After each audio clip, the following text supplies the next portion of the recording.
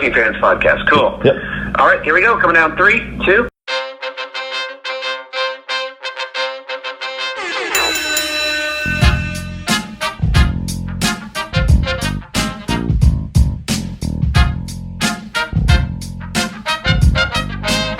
Welcome back for another week of the Working Fans Podcast. This is AJ. I'm the former wrestler. We've got Dave, the ultimate fan, here with us. As we do every week, our producer Joe likes to make us sound good and makes us look way more professional than we actually are. As always, you can find us on Twitter, that's @FansWorking, Facebook, Working Fans Pod. We've got email where you can reach out to us and please contact us to let us know what you think of the podcast and for any ideas that you might have. That's workingfanswrestlingpod@gmail.com. We're on Instagram where you can keep up with us at workingfanswrestling_pod. And then you can now listen to us on all major platforms, including Anchor.fm. We're on Google Podcasts, Spotify, Breaker, Overcast, Pocket Casts, Radio Public, Apple Podcasts, and you can actually check us out on YouTube. Now, it's important when you go onto the Apple Podcasts and YouTube, hit that subscribe button, give us a rating, let us know what you think so you can help us out and we can continue to do what we love and bring you guys in as fans. We want to take a minute to thank our newest sponsor on the show, 482 Designs. That is FOUR, the numbers 82 Designs, 482 Designs. You can find them on Facebook by looking up FOUR 82 Designs, at FOUR 82 Designs on Instagram. And if you want to email them, go to FOUR82designs@gmail.com. Pretty soon, we're going to be rolling out some high-quality t-shirts and stickers that were just done by the sponsor. Please check them out for any of your screen printing needs. First off, it's a light years better than our first run. Also, like, survive the washer and dryer. They look good, and they're good quality. Nice. And those stickers before Paco chewed them up were amazing. And luckily, we'll be getting some more in, hopefully, before we start selling them to fans. But that's FOUR 82 Designs. All right, everybody. It's the man they call Dave. And I'm here to give a special thanks this time of year. And boy, with the year we had, it just seems a little odd just to say I'm thankful for wrestling. So, let me start off just by saying I'm obviously thankful for my family, my friends, and just that everybody important in my life is healthy and we're all doing okay. Because, not an easy thing to say nowadays. This year has definitely been a struggle. I'm thankful that my business is doing well. I know I talk a little bit too much about on the podcast. Nobody probably wants to hear me talk about bread. But yeah, I'm thankful that that's doing well. I'm thankful I got to do some much needed home projects this year. And, of course, I am thankful for the podcast. And I'm thankful that things are going pretty well for me this year. Not that it's been easy, but boy, the podcast can definitely be a lot of work, folks, especially when you're trying to work on your house and you're trying to do your business that requires you to get up at 2 a.m. It's definitely, it's a tough ass some days, But, I'm really happy that I have it in my life. It's been a great year in a lot of ways. I'm super thankful I got to interview some of the people I did, like Ross and Marshall Von Erich. I mean, I grew up on Legends of World Class. Coming home, maybe having not the greatest day in school, but getting home at like 3 o'clock and watching Legends of World Class on ESPN, whether 3 or 4 o'clock, whatever it was, it doesn't matter. And like that was fun for me. That made my day some days. Just watching those crazy Von Erich boys. Now watching Kevin Von Erich's sons in MLW and getting to interview them was certainly a highlight for us this year. Personal highlight for me. George South, meeting George South and talking to George South. What a passionate guy. If the world could be as passionate as George South, we would all be in a better place. Great stories. And he's the biggest wrestling fan I probably know.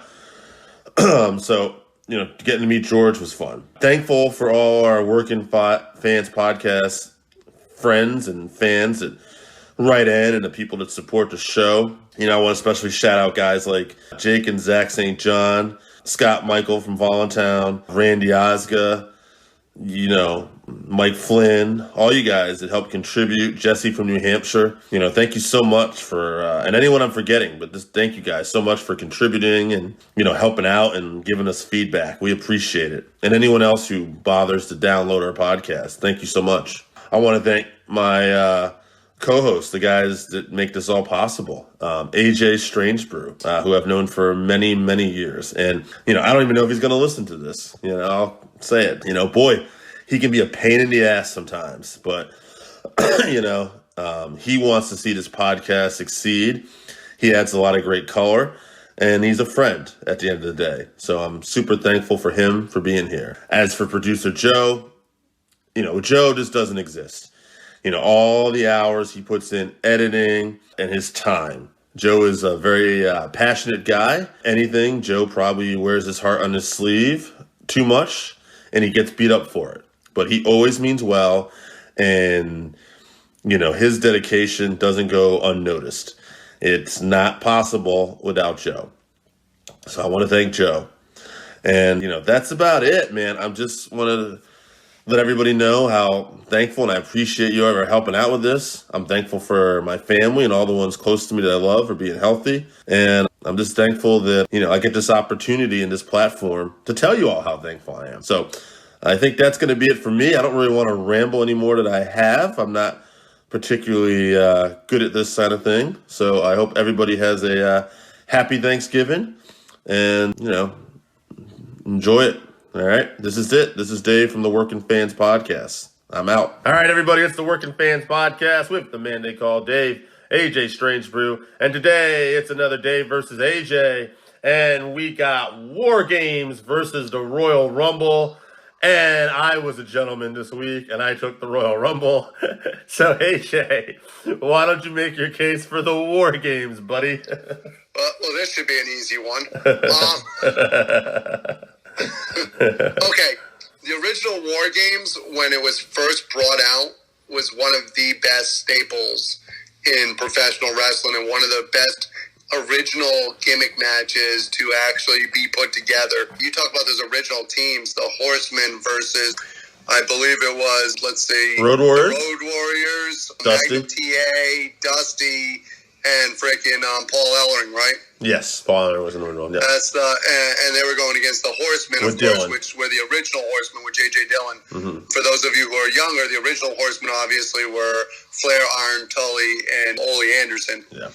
There were some substitutes in there, too, because J.J. Dillon actually got injured the first night, and a War Machine was the guy's name, but it was actually Big Bubba Rogers under a mask. Which to me does not seem like a fair trade-off to trade a future big boss man, J.J. Dillon. Man, the atmosphere, though, if you go back and listen to those old War Games, the atmosphere from those crowds, those Southern crowds in particular, were just insane. The original gimmick match itself was absolutely incredible, and they were smart about who they started off with who. Right. They knew, hey, let's start with Iron Anderson, and he actually, I believe, was teamed up with Animal to start the match, if I remember correctly on those original ones, and that became the system, was that the two people that could work would be put in together, and then you would bring in somebody later on. You would get your Ric Flair and your Dusty Rhodes in, and obviously at that point you would start to clamor in, and then eventually you want to clear the house. So then you bring in your maniac like Hawk later in the match, who would come in and try to injure everybody. Right. I mean, come in allegedly cocaine fueled, but that became the system for the War Games. Right. And like we were saying, if we're comparing nuts and bolts and we're doing the original War Games versus the original Royal Rumble, okay. First of all, most people don't even remember which one's the original Royal Rumble. Well, I do. It's a 20-man Royal Rumble. Hacksaw Jim Duggan won it on the USA Network. However, but the two of us remembering what it is and everyday Joe Schmo remembering what it is a different thing. Now, if you want to talk about the evolution of the match, unfortunately, while we have had good ones, and over the last couple years, it's been tremendous matches down in NXT. They've done a wonderful job. But quite frankly, War Games disappeared for a little while. It was gone. It got watered down in the mid-'90s when you had those horrible ones involving Hulk Hogan. Sorry. It's all right. I agree. I actually agree with that. But I absolutely love the original incarnation of the War Games. If we're talking about which one's the better gimmick match and which one's actually the better pure match, I'll take regular War Games, the first year of them, when they toured around the country, selling out everywhere they went.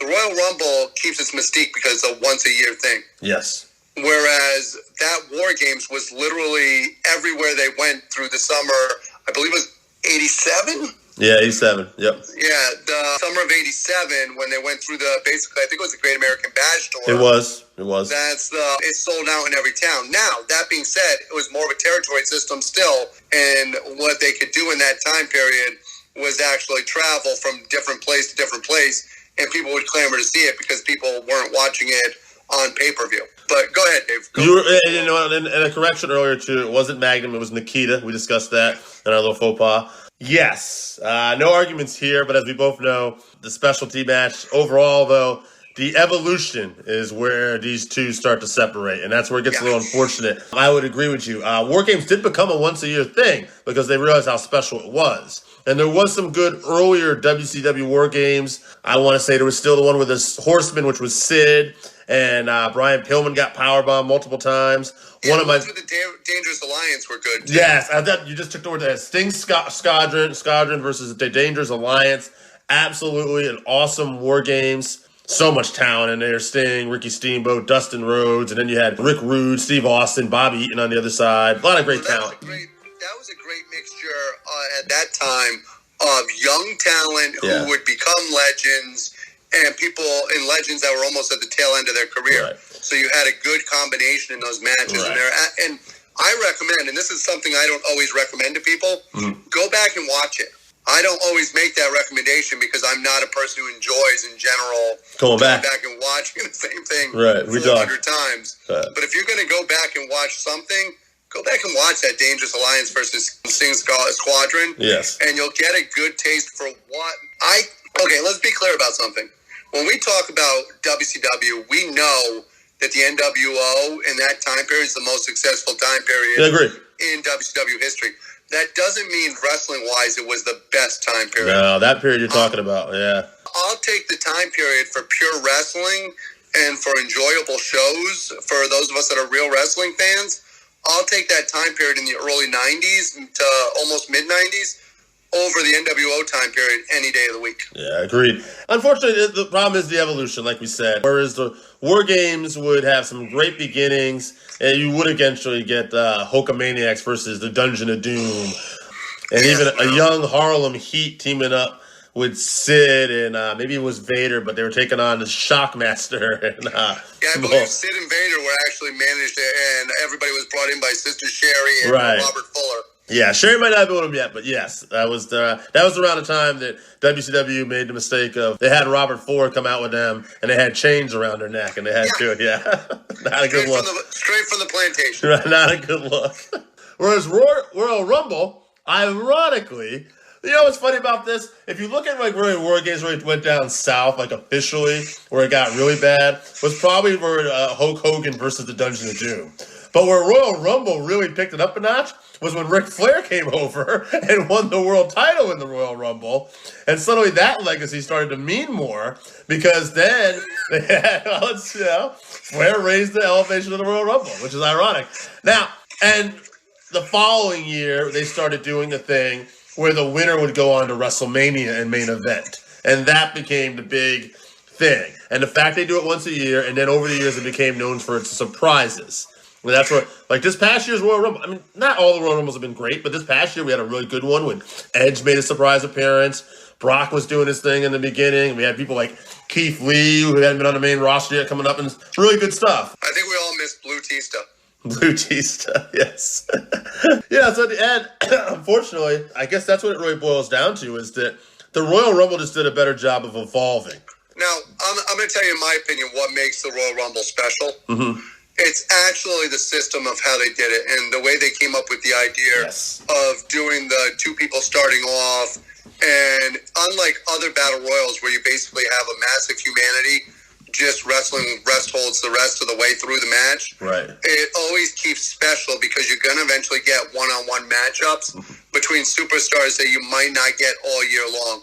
You get that matchup like your Keith Lee and Brock Lesnar, which you might never see on a program because one person's either that megastar or you've always wondered, hey, what would happen if these two met? Yeah. And you get a chance for those opportunities in the Royal Rumble that you don't get in other matches. So the chemistry and the setup is absolutely phenomenal. Yeah, I think somebody described it, maybe it was Pat Patterson, but they basically said that the way the Royal Rumble was booked, it was like a live run-in on TV constantly. Every 2 minutes there was a run-in. And, it's kind of it. It's exciting. I mean, that's the way the match is booked. To me, it's like 2-minute dream matches. Right. I mean, it's an opportunity to have the run-ins and you get 2-minute dream matches. Yeah. We had opportunities, even in that one with Flair, you had the first time Sting and Hogan, not Sting, Sid Vicious and Hogan touching each other for the first time in that one. You had Flair and Hogan touching each other, theoretically. Flair and Piper. Wrestled on house shows. Piper and Flair. You had, anybody who doesn't realize the validity of that Royal Rumble 92 being one of the biggest Ric Flair matches of all time would have to be a complete moron. Absolutely. No arguments here. With a tear in my eye, I'm going to tell you all, this is the greatest moment of my life. I know AJ loves that moment every day. Second only to Flair versus Race at Starrcade. Okay, wow. We're going to go to the votes on that note. And I'm going to do it like this, so a little drama. Since this was also a 3-2 vote, unlike our vote last week as well. So, Jake St. John, he voted for the War Games. Randy Osga voted for the Rumble. Mike Flynn voted for the Rumble. Zach St. John, like his brother, voted for War Games. And Scott from Voluntown closed the show, and he voted for the Royal Rumble. And much like you said, too, the original match concept he talked about was great, and he thought overall better, but the Royal Rumble just had a continued more success than surpassed on. Well, to me, the difference, and this is just the major difference, and I know I'm supposed to be arguing for War Games, but one, unfortunately, became more watered down through time, whereas one evolved and became one of the biggest shows in wrestling every year.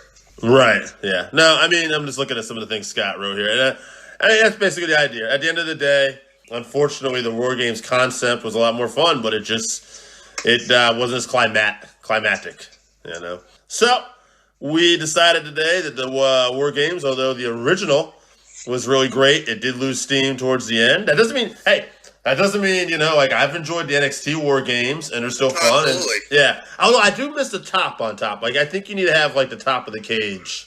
Biggest mistake that they've made, and NXT doesn't make a lot of mistakes like this, was taking the top off the cage. Yeah.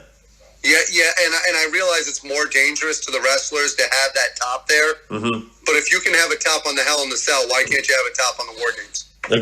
Agreed. All right, folks, that's going to do it this week. The Royal Rumble won, and that's it for Dave and AJ. We're out. Welcome back for another week of the 531, where we take our top 5 list on a particular subject, vote it down to a top 3, debate that top 3 down to a top 1. And this week, we have, it's probably the one that we've gotten the most responses for, and I think everybody's a fan of this subject, and that is the top 5 Ric Flair matches of all time. Dave, who do you got first for a list? I got our boy Zach coming in here with the 1992 Royal Rumble. After that, we got Bobby Eaton, 2 out of 3 Falls, Clash of Champions 15, Steamboat, Wrestle War 89, Barry Windham, Crockett Cup 87, and Terry Funk, I Quit match. All great picks. I loved you put Bobby Eaton in there because that's one I think they'll go under the radar, so appreciated that. Yeah, he stole one of mine. I'm not going to tell you which one, but he stole one of mine. I think it's important to be fair to Flair, and I think Zach did a good job except for the 92 Royal Rumble. I think that the Royal Rumble or any kind of battle royal like that, to put that in somebody's top matches is not a good thing. Mm-hmm. Yeah, it was a showcase of what he did, but it wasn't a showcase of what Ric Flair could do wrestling-wise, so... We're going to go in on this a little deeper in the future here, trust me. Oh, yeah. We'll have plenty of times for it to come up. Oh, it's going to come up, and I'm going to definitely go on this a little bit later, but we'll continue. Hey, guys, and since we can now run that Manscaped ad, no hair, no flair, but let's jump to Sheath, who's got the Jumbo Sharuda 2 out of 3 falls match.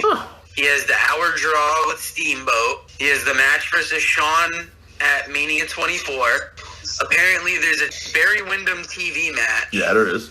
And Savage at Mania 8. Okay, I do have to take one thing to task. I love that list.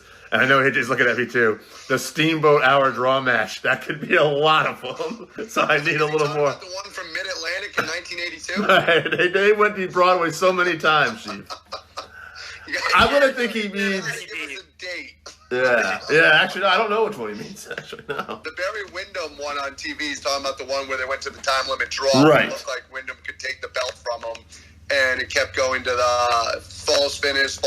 Yes. And then we're out of time. Yeah. And then they played it the next week, and he hit him with the lariat clothesline, I want to say. And it was 1, 2, oh, the time ran out. Exactly. Yeah. Me and Dave unfortunately remember that because it got us as children. Yeah, we love Wyndham. I would have killed that Barrett's champ. Killed. I would have murdered somebody. Yes. I got Scott from Voluntown, and he's kicking it off with one of my favorite Flair matches, the Royal Rumble 92 performance. Love that one. Steamboat, Wrestle War 89. Funk, I Quit. Sting at the very first Clash. Race, Starrcade 83. And we got, as an honorable mention, Kurt Hennig from 1993 Monday Night Raw. Well, the good news is you put a Flair match on there, the one with that wonderful referee, Gene Kiniski. Gene Kiniski. Dave's going to have plenty more chances to shit on that match. Oh, yeah, I will.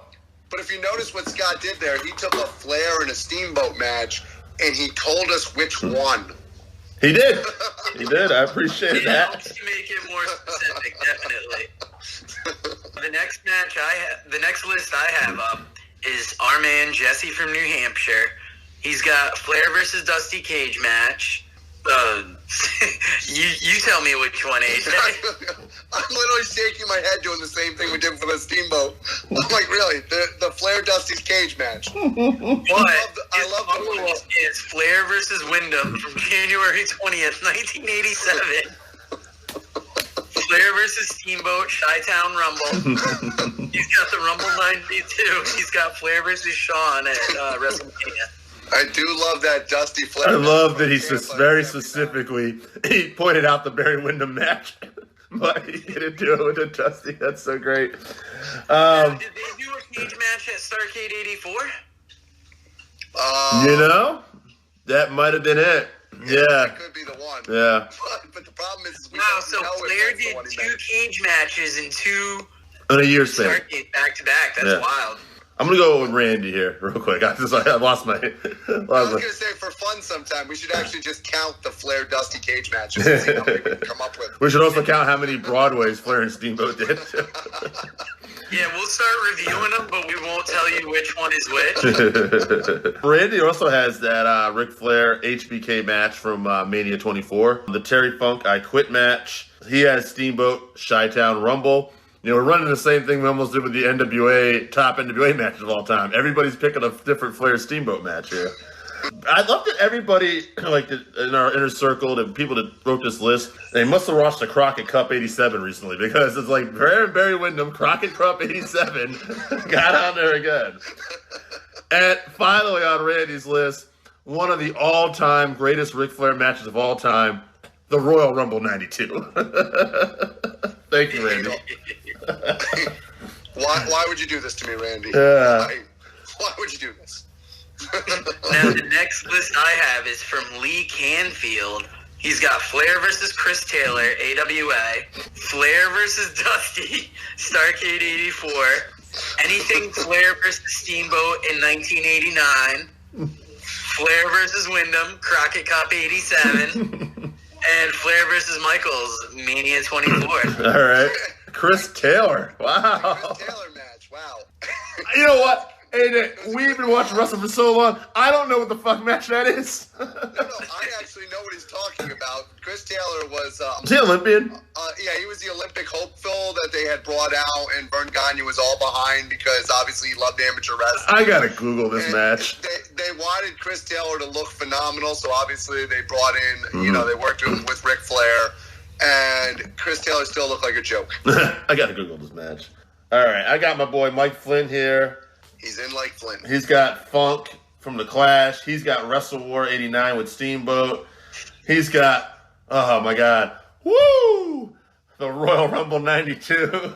He's got HBK at Mania. And of course, Barry Windham, Crockett Cup 87, baby. AJ, Ric Flair is one of your all-time favorite wrestlers. He is your all-time favorite wrestler, truth be told. If anyone doesn't know that, I know that. What's your list, my man? And why is it Royal Rumble 92?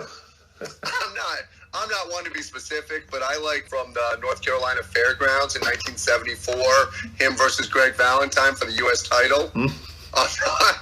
I was there. That was the house show, right? It's on that tape that released the Mid-Atlantic Films.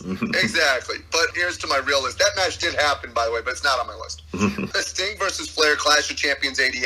He made Sting. It's the first Clash of Champions. It's the first main event for a Clash of Champions. And he made Sting on that Clash.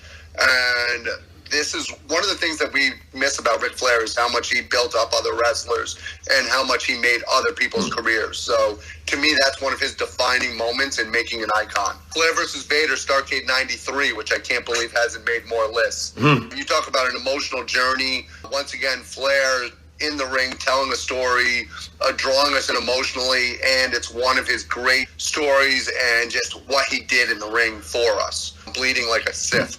As you may have seen on our Working Fans watch along, I picked Windham versus Flair from the Crockett Cup 87. The watch along that we didn't even know that we did, apparently.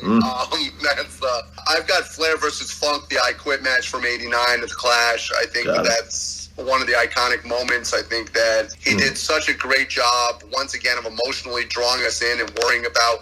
And this is babyface Ric Flair. This is a totally different side to Ric Flair. And it was us having sympathy for somebody who people have hated for so long. My last one on my list is Flair versus Michaels. I'm going to keep along with the emotional rides that he brought us on. We're talking about matches over basically a 20, 30-year career where emotionally either we hated, wanted to kill him, or were in his corner. And I don't think that there was a dry eye, including Ric Flair's, on the night of WrestleMania 24 when he lost to Shawn Michaels. Awesome. Listen, man, I'm going to mix it up. I'm going to go next. I want to piggyback off that a little bit. Well, first off, I got the I Quit match with Terry Funk because I've talked about this more times, I think, than anybody on this podcast, how much I love that match. And then a match I think has to automatically be in the top 3 already because it's made so many lists. The Royal Rumble 92. Absolutely Flair's brilliant performance. And here's why, too. I'm going to talk about the Royal Rumble 92 because in my mind, Flair did so much good work in the Crockett areas, NWA, WCW.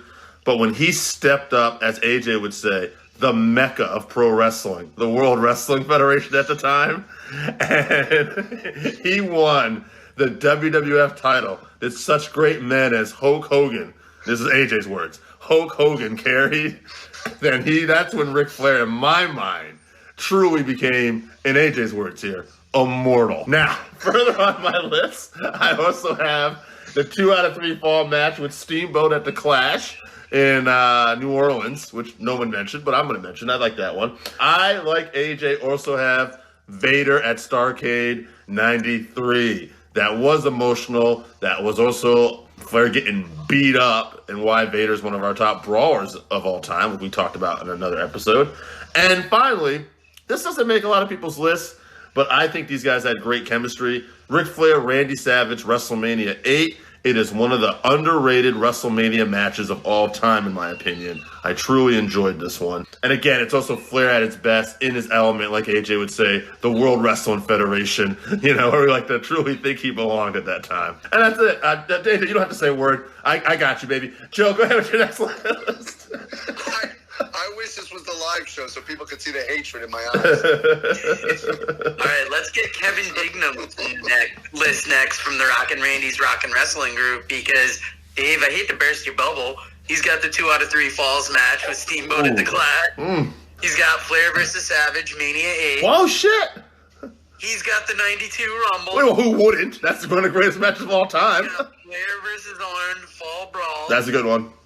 And Flair versus Sting from the first Clash. Not bad. Joey, we're going to have Royal Rumble 92 in this final 3, baby. I don't care what AJ says. This is good there. All right, well, I'm going to hit you with 3 more lists back to back because you're going to get a whole lot of Rumble 92 up in your face. Prince Alha has Flair versus Sting Clash 1, Flair versus Funk I Quit match, Flair versus Steamboat Wrestle War 89, Rumble 92, and Flair versus Vader Starrcade 93. I hate all of you. So good. Let's go to Stuart Johnson's list because he's got the 92 Rumble. Got him right? He has, this is going to pop Dave huge, a random George South TV match where he made George look good. I know what it and is. I believe George told us about He that did? match. Go back in the archives and listen to it. He's got Kerry in the cage. I know that AJ loves his specificity. And he's got any of the Flair versus Dusty and any of the Flair versus Steamboat. Well, thank you for being specific on those last couple. Yeah. But for those of you who don't know, Carry in the Cage, for Michael you Hayes. Texas wrestling fans out there, is actually the night where Michael Hayes was the special guest referee. It's the one where Michael actually helped cheat. Yeah. Kerry wouldn't take the pinfall to win the title. Right. And that's when the Freebirds actually turned on the Von Erichs. And it's also where they faked Fritz's heart attack, for those of you who may not know your Texas wrestling history. they slammed the door in his head. This is a story that is included in the book Lance by Chance, Wrestling as a Von Erich, This guy. written by Lance Vaughn and Vinnie Barry. This isn't just it gives you a good little kind of history on Texas wrestling, and I just happened to read that today. Otherwise, AJ would have blown my mind with that. Hell of a Guys, segue. if you don't get a chance to check out this book, you're missing out. You can't call yourself a wrestling historian and not have some idea as to Texas wrestling and the global effect that it had in the 1980s, and the things like music to the ring, using different camera angles. They were the first ones to really have the cameramen up on the ring. And this book about Lance Von Erich and talking about what it's like to be brought in as a substitute into the wrestling's biggest family in Texas, you're missing out. I don't even want to hear anything about you being a historian if you don't read it. Now, I haven't read it, but I'm hoping some other great legends are in there, too, that AJ really loved. AJ was a big fan. He was telling me earlier off the air about World Class Texas, and he thought that Brian Adias never got his due. And that was somebody... The most dangerous wrestler in the history of wrestling. Yeah. What he could do with that thumb. The thumb in the neck. Ugh. Oh. So good. Anyway. Now, if you want this book, just go to lancebychance.com. And I can't say enough good about it. If you look at it and you're going to dismiss it just because you don't think there's enough about Lance Von Erich to check out, you're dead wrong. Me and Joe actually both got copies, and we're going to take turns reading it to Dave throughout the week. So Please that do. He gets the... Like little scriptures every day. Yeah. It's going to be the Working Fans Book Club. Just, Now, I'm going to give you my list, and am I the last list here, dude? you are, baby. Wrap it up. All right. I'm going to give you Flair versus Race, Starrcade 83. What? We got Flair Funk, I Quit. We got Rumble 92. Damn right. We got Flair versus Sting Clash 1. And I had to go with Flair versus Dusty Starrcade 84. Because when we did that show on Who's a Better Talker between Dusty Rhodes and Ric Flair, we found so many promos. And the funny thing was, most of them were cut about the other one. It was like a back and forth almost. So you got to have Flair versus Dusty in there. I think, again, because I want to go with the people vote here, I think Flair and Steamboat kind of got diluted a little bit here. So my final three, my recommendation final three is Flair Funk, I Quit match, obviously. Royal Rumble 92's got to be there. The people have spoken, AJ. I'm sorry. And I think Crockett Cup 87, Flair and Barry Windham, as much as it surprised me. I love that match, but it's in there, I think. That doesn't surprise me at all. That's the best match of the three. It is a good one. I just can't believe that, well, Well, about that. We'll talk about that more as we go here. Unless you want to make an argument for another one making that list instead. I don't know. No, let's do this. Those three, I think, are the way to go. I agree with you 100%. I think that's what the fans wanted this week. So now, as far as good, but we don't even have to ask AJ who we're gonna boot first because we know who he wants to boot. right, 100%, and I agree. I know who we're going to boot first. Fans, you've spoken. It's got to be Flair Wyndham 87. It's going out, baby. That's got more votes than Flair and Funk. It is what it is. When the final three comes, we get to water it down. Listen, the Royal Rumble 92. It is Flair's greatest performance ever. All right?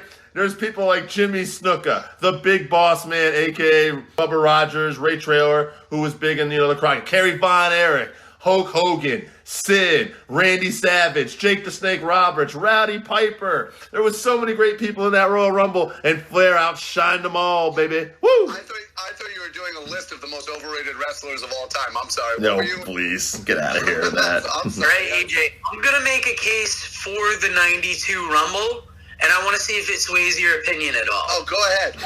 Because you said the 92 Rumble didn't really flex Flair's abilities that much. It didn't show what he could do. While that is true, I think it showed that it might be the first and only time that the WWE has put over somebody that came from the opposition with such strength. Flair came in as the number one guy almost with such heavy promotion, and that was such a thing that for him to get so early, that's not something that Vince McMahon has done for many other people. And that's the only reason why I think it belongs on this list, because it didn't make Ric Flair who he is, but you got Ric Flair as the dominant force he was in the NWA, Crockett, WCW, in a WWE ring. And that's why I feel it's important and has to be included. See, and Joe, while I value your opinion, you're wrong. I want to throw one other thing out there, AJ, before you finish this. I want to take the opinion of one other person, okay? One other person who should sway this, and I think he should be this match should at least be in the finals. If it's not going to be Joe, it ain't going to be me, then take the opinion of your idol, Ric Flair, who in the closing interview at Royal Rumble said, I'm going to tell y'all with a tear in my eye, this is the greatest moment of my life. All right, so now I'm going to tell you why you guys are wrong. Absolutely one of the great moments of Ric Flair's career, but our debate is the greatest match of Ric Flair's career. Agreed. This showed none of Ric Flair's skills other than how to take a boot and a punch. Bullshit. He did a lot of bumps in that match. He was flying all over the place. He got pressed. He got bumped around. That's great. Which is what Ric Flair normally does anyway. Except for he didn't have a chance to actually showcase playing to the crowd. He didn't get the chance to be the Ric Flair that we did. In matches like Wyndham's, he wrestled for, 45 minutes with not a rest hold. Okay, hold on a second. First off, not a rest hold. I would go back and watch that to think there's not one rest hold. All right. Two, I'm gonna go back to a debate and an argument I made about AJ. I'm gonna go after him personally a little bit here too. He probably saw the Royal Rumble match one time. That was it. Watched it and said, Flair won the belt. Cool. And then left, all right? You go back and you watch that. Flair's banking off after people. He's doing all the Flair stuff, but he's doing it with multiple opponents, and he's doing it for an hour. And my God, it's the one Royal Rumble match that still stands out more than anyone in my eyes. I watched it twice. There you go. What does that say? And both times I didn't like it. Yeah, you mind. That's now, in fairness, if this many people voted for it, I'm not one to usually give in to the fans. I don't really care.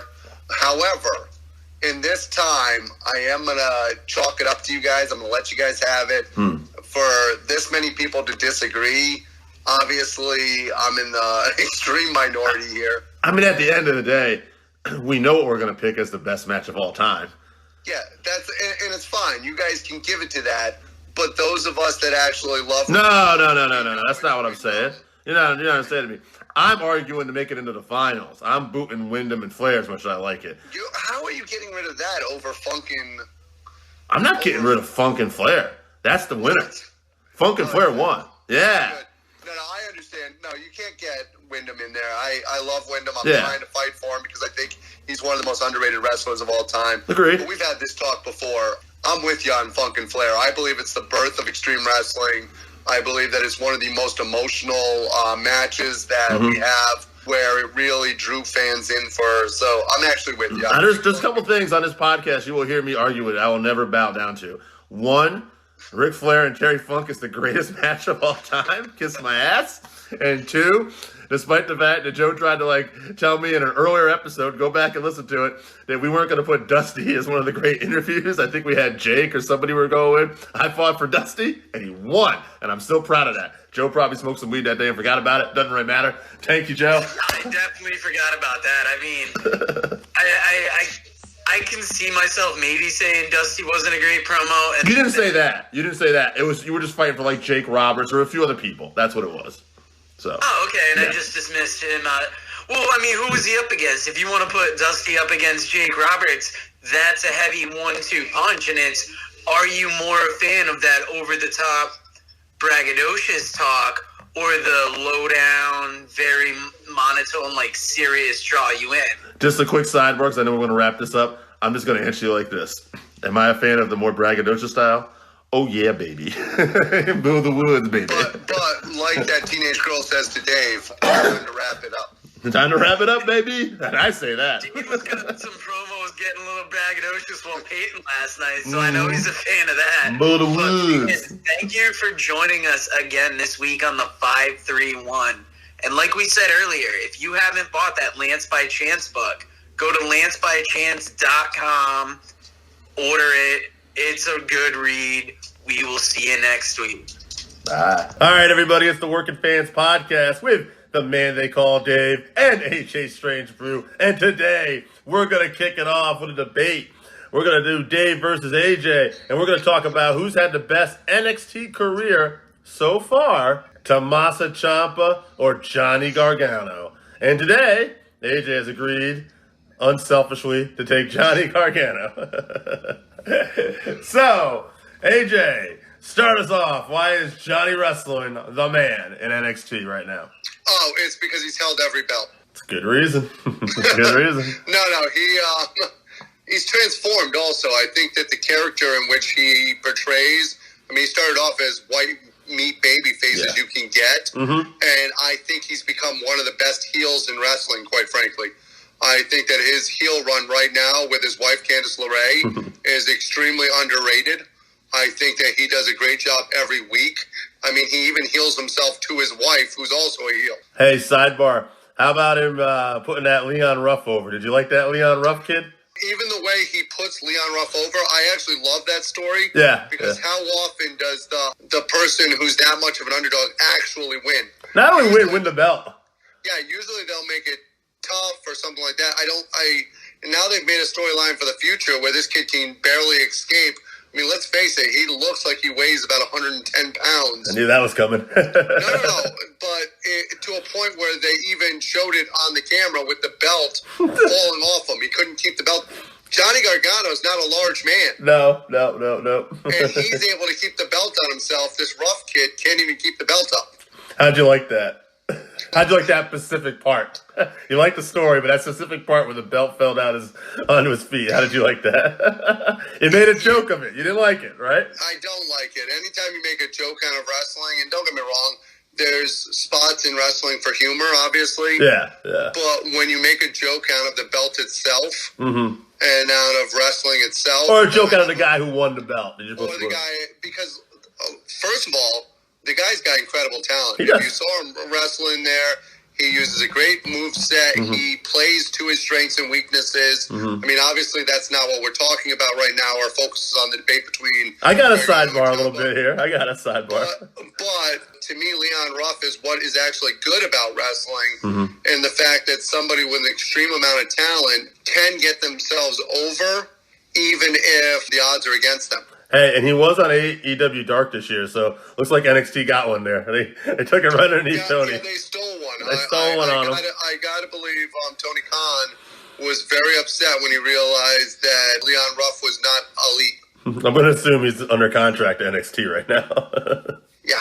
Well, I don't know how we can talk about this another time, but I don't know if you're aware of how the payment tiers work or how the contract tiers work in AEW. But they have different levels. They have guaranteed shows. They've got contract players, and then they have other levels that are Jericho. Well, all right, my turn. Let's go back to Ciampa here. Kind of hard to argue what you're saying. Gargano, actually, I'll even help you out a little bit. He's had some of the best pure wrestling matches. I think there's some of the highest rated matches in Wrestling Observer history, if you want to look at that. I will give you this. I think you're going to agree with me this part, though. Ciampa heel work was absolutely some of the best damn stuff going. When the part when he was like, didn't even have music for a little while, and he was like being super old school. Well, it's two different styles of heel work. Mm-hmm. One is the scary psychopathic heel, right, which is Ciampa, and he does an outstanding job with that. He's still doing a great job with it. And I know he's supposed to be coming across as a heel right now when he's talking about the modern day wrestler, talking about the locker room. All these so-called tough guys and people believe in their own hype and stuff like that. And he's supposed to be the bad guy. That was a babyface. The problem is, to me, he's coming across as a complete babyface because he's saying everything I say about the locker room. Yeah. But when it comes to intensity, nobody can match Ciampa. I think this debate between us is going to be one of the more difficult ones because we both have tremendous respect for both of the wrestlers and for what they've worked up. We talked about Leon Ruff being undersized. But let's face it, both Ciampa and Gargano in a wrestling industry are considered undersized wrestlers. They are. And they've probably been blessed to be on NXT as long as they have.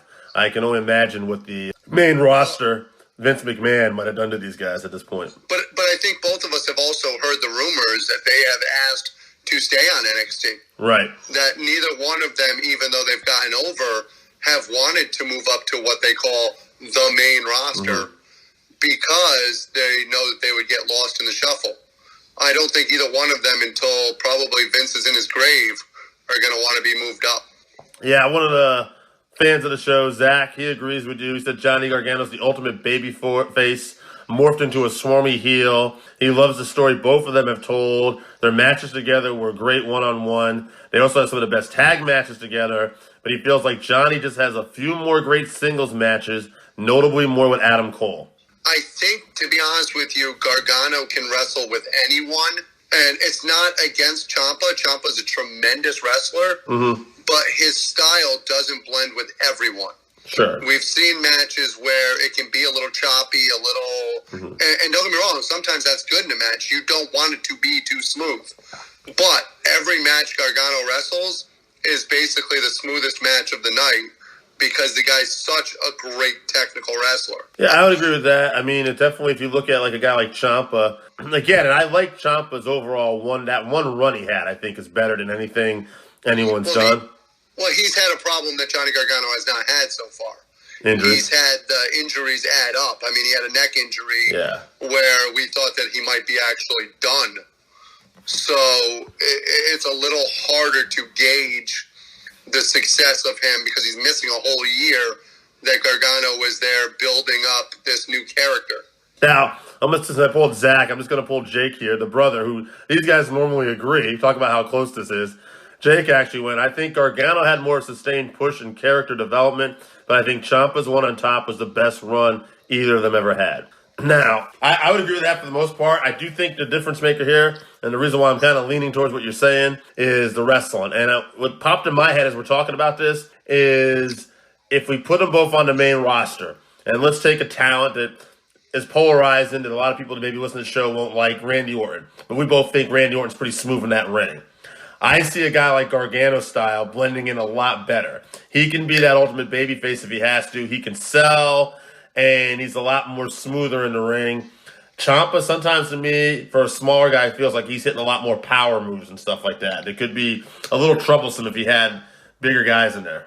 I'm actually going to disagree because of the Randy Orton one. Okay. I think that, believe it or not, Ciampa style blends better with Randy Orton.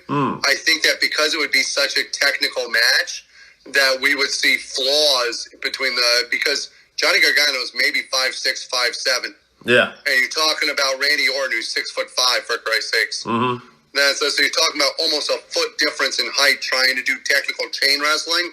You're much better off doing technical chain wrestling with somebody who's around the same size bracket as you are. It's a lot easier to manipulate the holds. It's a lot easier to make it functional. Whereas if you put Ciampa and you put Randy Orton in there and they're throwing those chops and those punches and the kicks and stuff like that, it's a lot easier to tell a story that way with the size difference. I guess I just pictured Gargano maybe breaking down Orton like to the leg kicks and stuff and going for aerial moves. And he very much could. I'm not saying it wouldn't work. I'm just saying I think it would expose it because Ciampa is a little bit bigger than Gargano. Fair enough. He's not big. He's only like 5'10", but he is a little bit bigger than Gargano. Well, this one is pretty close. We both, I think, kind of lean towards Johnny on this one, but we take it to the people, and the people have spoken. And I polled 5 select fans of the show for this one, and it came back 3-2, and the winner is Johnny Wrestling. Now, I assume that we chose 5 in honor of King Kong Bundy because we were talking about technical wrestlers.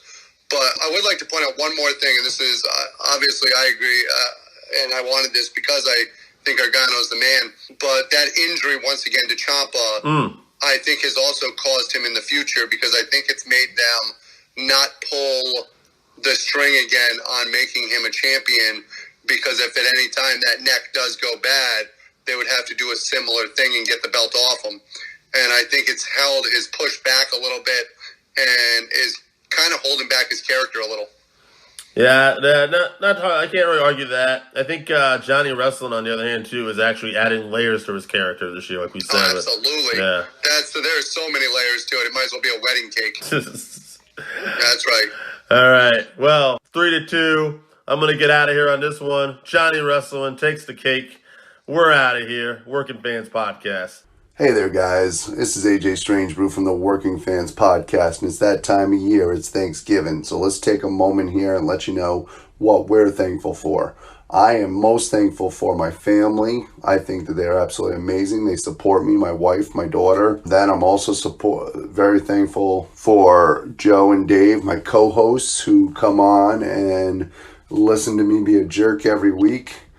Also, I am extremely thankful for you, the fans, and for taking the time to listen to us every Wednesday night live at 6 p.m. and also listening to the podcast, which drops every Thursday. Thank you for all you guys do. We can't do this without you guys. It's amazing how much support that we've received. And last but not least, we're thankful for All Everything Entertainment and putting us on their network.